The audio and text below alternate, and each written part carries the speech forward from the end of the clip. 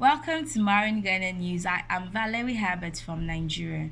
On today's news, we're going to be discussing on the most recent and latest events in Niger. First, the highlights. ECOWAS court rejects Niger's request to lift up the sanctions. Nigeria calls on Niger's military junta to release the ousted president Mohamed Bazoum. Niger and Mali simultaneously denounce double tax agreements with France. Niger, Mali, and Burkina Faso are looking to form a federation. The main news. After the July coup in Niger, ECOWAS regional bloc imposed several sanctions on the country, including shutting down borders, suspending financial transactions, and freezing Niger's assets. The Niger's military junta argued and are challenging the sanctions at the ECOWAS Court of Justice in Abuja, Nigeria. They argued that these sanctions were causing severe hardships for Nigerians and asked that the sanctions should be suspended pending the final justice from the courts. Delivering the final judgment on Thursday, December 7, 2023, Justice Zupa said that the military junta in Niger is a result of an unconstitutional change of government and that it was not recognized as a part of the member bloc of the region.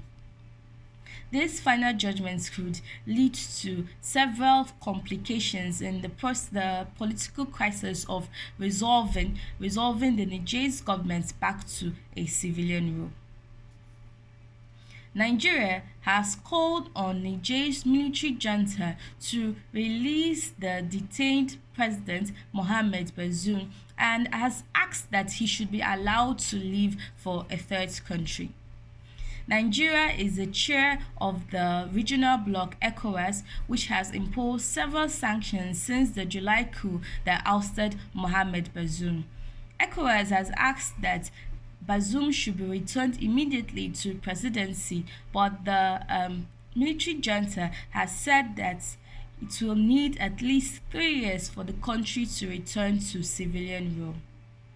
ECOWAS members will be meeting on December 10th in Abuja, Nigeria to discuss about the region, which since 2020, about 3 countries including Mali, Niger, and Burkina Faso have gone under military coup, leading military juntas to rule. Only last month, an attempted coup in Sierra Leone killed 21 people.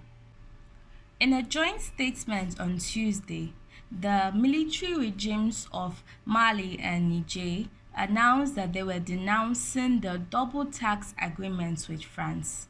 In the statement released, the governments of these 2 Sahel states cited France's persistent hostile attitude towards their states and the unbalanced nature of these agreements, which has caused a considerable loss of revenue to both Mali and Niger. This agreement will be expiring within 3 months, they said. The agreements cover inheritance tax, personal and corporate income tax, and registration duties. The top foreign ministers of Mali, Niger, and Burkina Faso recommended creating a confederation on Friday, December 1st, 2023, as part of their long-term goals in uniting their West African neighbors to form a federation. The top diplomats met in Bamako for 2 days. During their discussion, the ministers emphasized the importance of diplomacy, defense, and development to consolidate the political and economic integration.